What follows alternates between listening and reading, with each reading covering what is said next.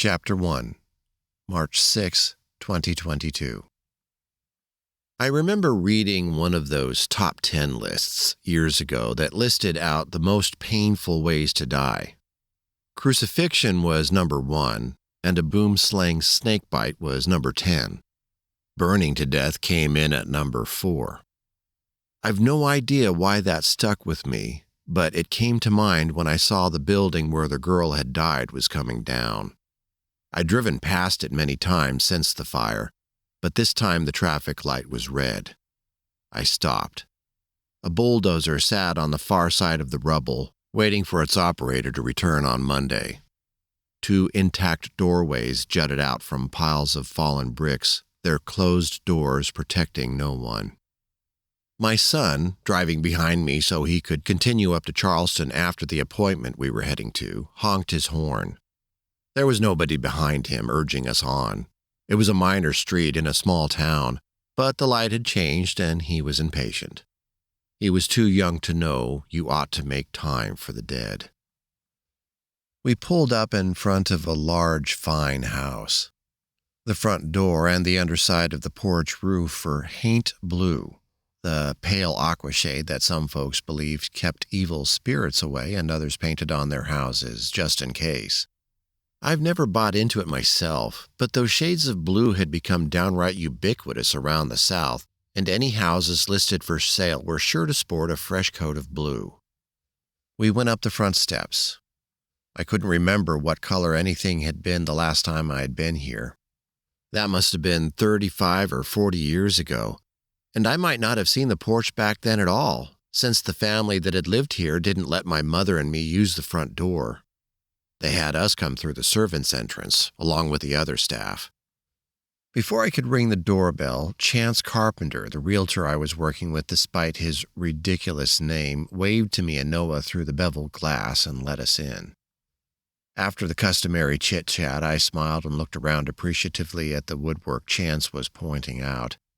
I clearly could not afford to buy this place, even though I was doing much better than I had been when I first moved back to my hometown. I wondered whether Chance had gotten some numbers transposed when I told him what my house purchase budget was. I also didn't tell him how wrong this home was for me. There was no sense in being rude. It wasn't his fault I hadn't recognized the place when he'd given me the address. I'd never thought of it in terms of an address. When I was a kid, it had just been the fanciest of the many houses that my mother cleaned to keep us fed. Apparently, Chance saw me as the type of man who came home to a beveled glass front door. The master of a house like this, in a neighborhood full of doctors and lawyers. I couldn't blame him for that. He wasn't from around here. I'd only met him a week ago. "The high ceilings give it so much light," he said. "Sure do." I noticed a smoke detector up there about 12 feet above the hardwood floor and said, "I'd hate to have to change the battery on that thing in the middle of the night." Noah laughed. "Oh, you won't have to," Chance said. "This whole system is hardwired. It only goes to the battery backup if the power goes out. I doubt you'd have to change it more than once every 10 years. "That actually is the safest setup," Noah said. "Whatever house you get, you should probably get a hardwired system installed." I looked at him. "Since when are you an expert in fire alarms?" His face turned somber. "Oh, it's that arson case. I learned some stuff researching it." "My goodness," Chance said, matching Noah's serious tone. "Are you working on that? The fire where that poor young lady so unfortunately passed away?" "No, not that one," he said. "Man, that poor girl. No, this is something I'm helping a professor with."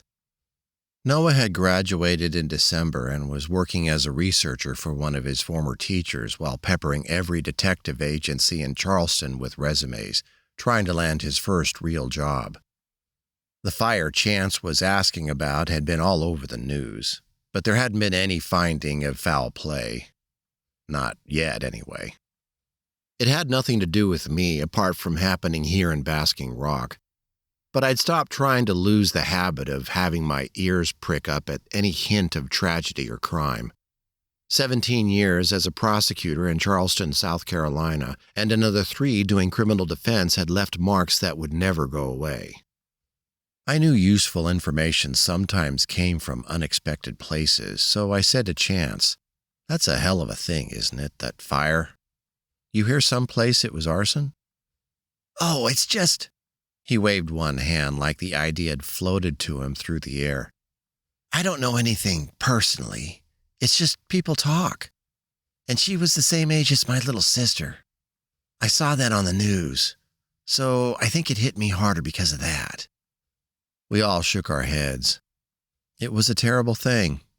A pizza shop had gone up in flames in the middle of the night, and the girl who lived in the apartment above it, a beautiful girl from the pictures, who, if I recalled correctly, was only 22, had been killed.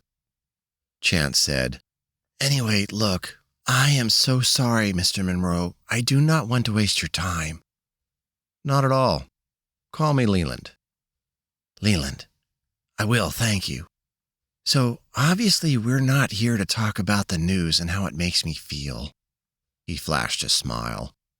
"We're here to find you a house. And I brought you to this one, even though it's bigger than what we talked about, because I know how deep your low-country roots go, and—" "Oh, yeah," I said, nodding. "This is a real low-country house, that's for sure." It was a pale yellow Victorian with deep porches across the front and down one side. Strong beams framed the doorways, and every corner was crammed with woodwork so delicate it looked like lace. It had to be more than 100 years old. The big old oak out front looked at least that age, and both the house and the tree seemed like they'd been built with only 2 purposes in mind: to look beautiful and to withstand hurricanes. Chance led us into the kitchen, which was straight off some cooking show, perfectly curated to look homey and inviting, while also letting you know that the remodel had probably cost north of $80,000.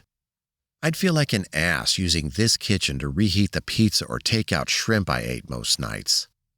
Noah pointed to the far wall and said, "That there's a stove, Dad. Those red knobs are how you turn it on." "Oh, shut your mouth," I said, laughing. Chance caught our mood and said, smiling, "Okay, I'm sensing this house doesn't exactly hit the mark." "Not unless it comes with a chef," Noah said. "It's a beautiful home," I said, "and I do have a soft spot for true Southern style. But I'd hate a kitchen like this to go to waste. And anyway, this is a 4-bedroom, right?" "No, it's 3. Although, you know what, there probably were 4 back in the day. The master suite upstairs is stunning, and I'm guessing they got that by combining 2 of the original bedrooms." "Uh-huh." I had a memory of ceiling fans, one in every bedroom, turning slowly, stirring the hot, heavy summer air. There was no air conditioning back then. I remembered they'd been hard to clean. "Well," I added, "even so, 3 is a lot for me with Noah moving away. I mean, I don't think my Yorkshire Terrier needs his own bedroom." Chance laughed. "I hear you. I knew it might be a little large for you, but since you didn't love that mid-century place yesterday, I thought looking at this one might help us pinpoint your style." Noah said, "His style is if there's a coffee maker and a desk, he's good to go." I said, "And a microwave. I do need some luxuries." As they laughed, I thought how strange it was going to be not having my son around to crack jokes with. I'd been thinking that a lot and then shaking off the thought. I shook it off again. As we headed back to the front door, the beveled glass shot rainbows all over the foyer. I wasn't able to enjoy the sight of it much.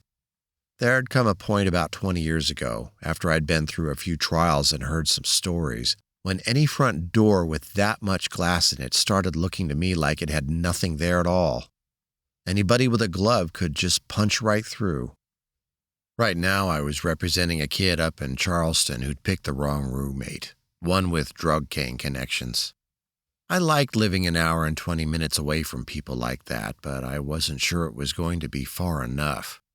It definitely wouldn't be far enough if I lived in a fragile bauble like this place. I silently crossed cute Victorian houses off my list. "You know what, Chance? I said. "I know there's not that many of them around here, but if you could keep an eye out for a stone house or a brick one, I do have a little bit of a preference for that." "Okay, I'll do that. Good to know." As he took us back out onto the porch and turned to lock the door, he said to Noah, "See, your father does have a style. Everybody does." "Yes, indeed," I said. If I'd felt like explaining it, which I didn't, I would have told him my favorite home style was any type of architecture that was resistant to fire, intruders, and bullet holes.